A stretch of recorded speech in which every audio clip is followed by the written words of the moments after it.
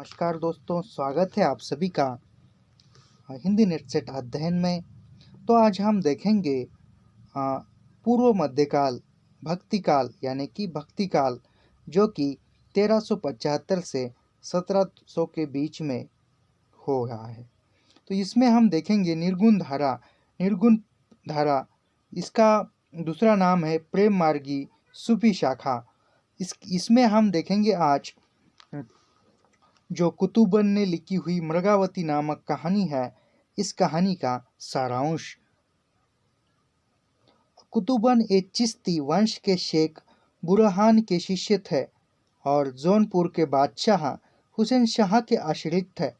अंततः इनका समय विक्रम की 16वीं शताब्दी का मध्य भाग संवत 1550 था।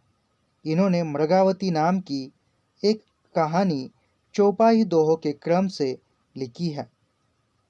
सन 909 हिजरी तथा संवत 1598 में लिखी इसमें चंद्रनगर के राजा गणपति देव की राजकुमार और कंचनपुर के राजा रूप मुरारी की कन्या मृगावती की प्रेम कथा का वर्णन है।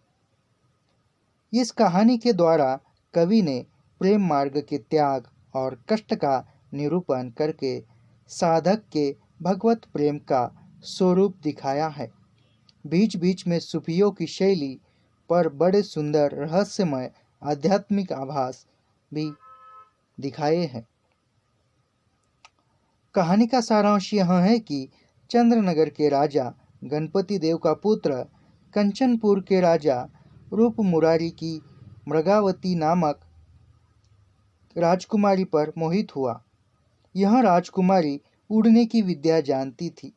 अनेक कष्ट झेलने के उपरांत राजकुमार उसके पास तक पहुंचा, पर एक दिन मृगावती राजकुमार को धोखा देकर कहीं उड़ गई। राजकुमार उसकी खोज में योगी होकर निकल पड़ा।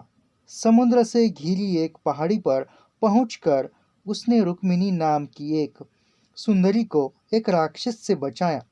उस सुंदरी के पिता ने राजकुमार के साथ उसका विवाह कर दिया।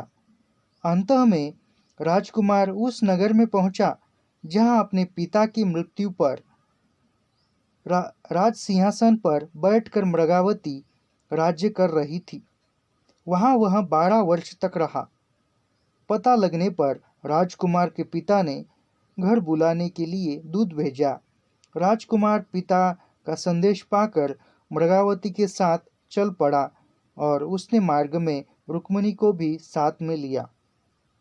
राजकुमार बहुत दिनों तक आनंद पूर्वक रहा, पर अंत में आकेट के समय हाथी से गिरकर मर गया।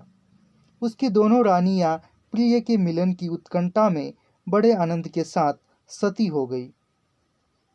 इस प्रकार आज हमने मृगावती नामक कहानी का सारांश देखा, जो कि यह कहानी निर्गुण प्रेम धारा में सूफी शाखा में लिखी गई थी।